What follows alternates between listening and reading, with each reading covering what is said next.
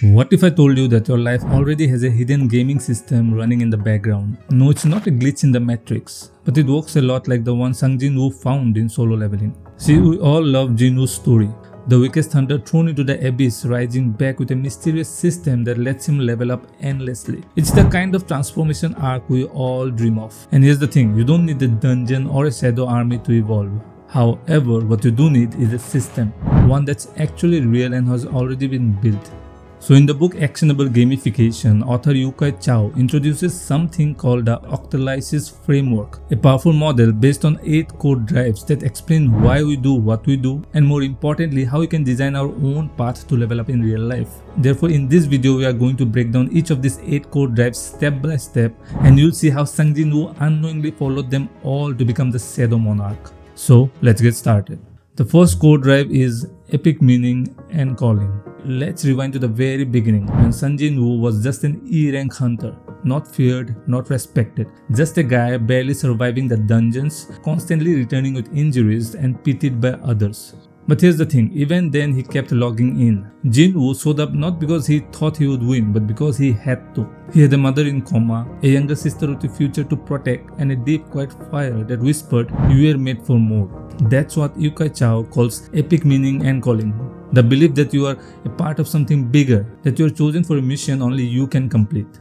Jin-Woo didn't level up because he wanted to, he leveled up because he felt like the system didn't just find him, rather it chose him. And maybe that's true for all of us. In real life, most people don't feel like the main character. They wake up, go to work, scroll their phones and repeat. But the moment you start believing your life has meaning and that you are on a quest and that your small actions have an impact, then you start showing up differently. So start by asking yourself, what's my why?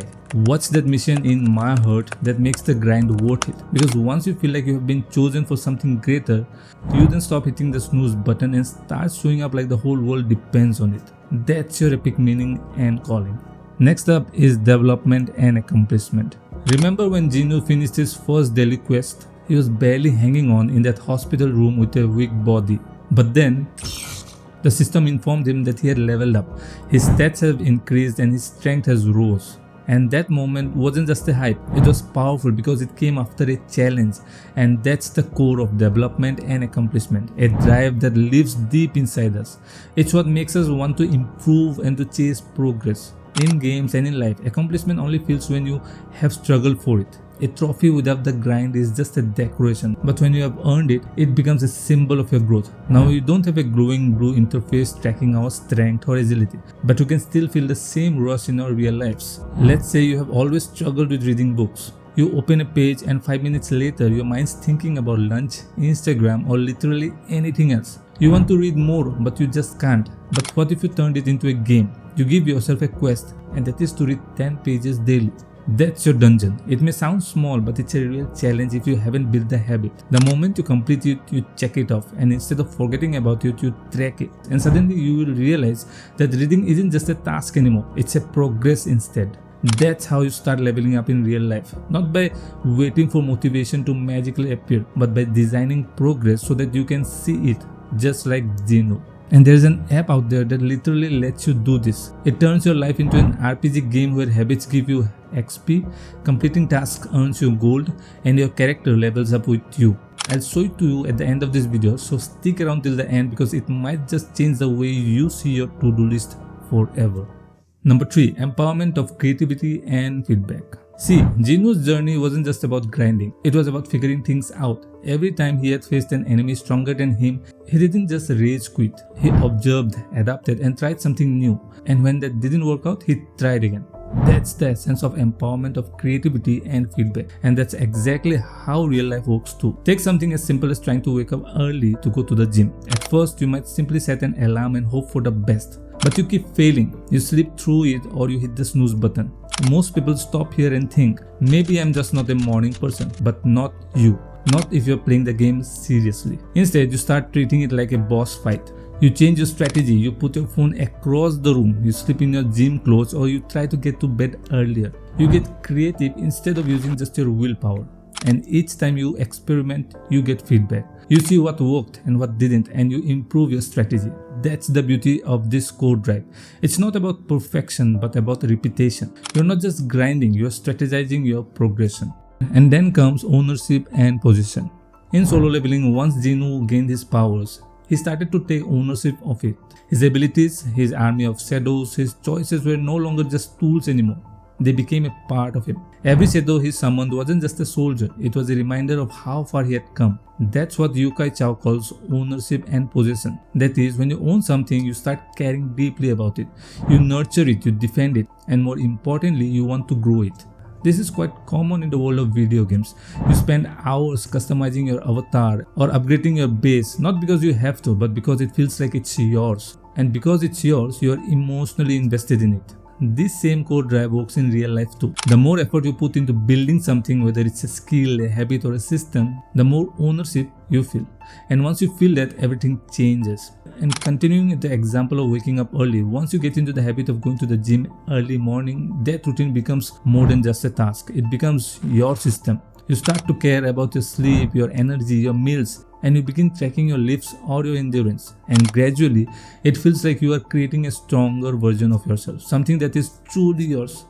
That's the beauty of this core drive. The more effort you put into it, the more personal it feels. And the more personal it feels, the harder it is to let go. Number 5. Social influence and relatedness.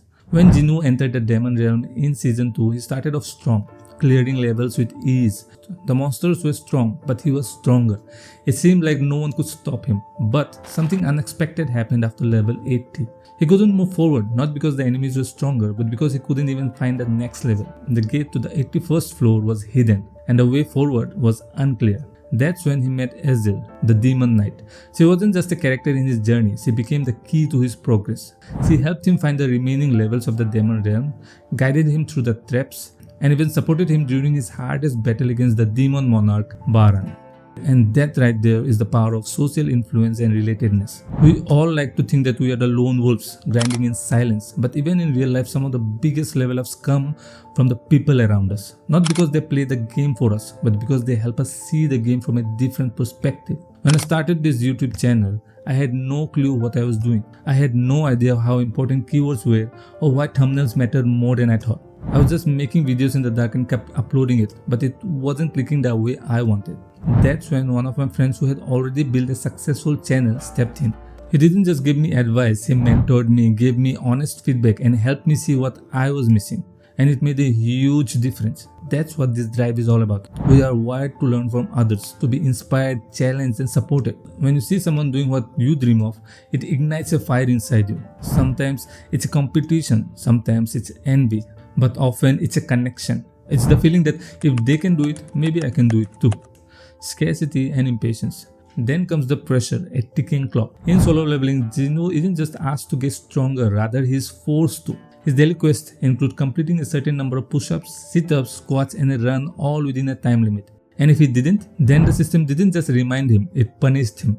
He was dragged into a penalty zone and forced to fight for his life. This is what Chou refers to as scarcity and impatience. When something becomes more valuable simply because you can't have it all the time. Think about it like a real-life time-limited event. When the clock is ticking, you don't scroll, instead you move.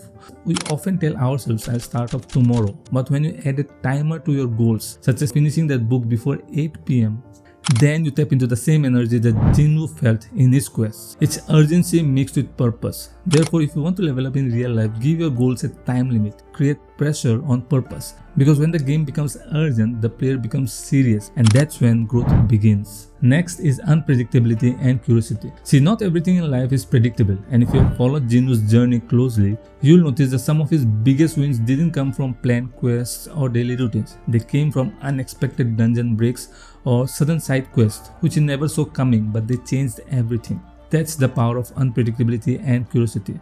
When we don't know what's going to happen next, our brain locks in and it starts paying attention. And this is also true in real life. We love structure, but if everything becomes predictable, it turns into autopilot. And that's when motivation dips. But when you add a little mystery, like giving yourself a random challenge of the week, your brain reactivates again.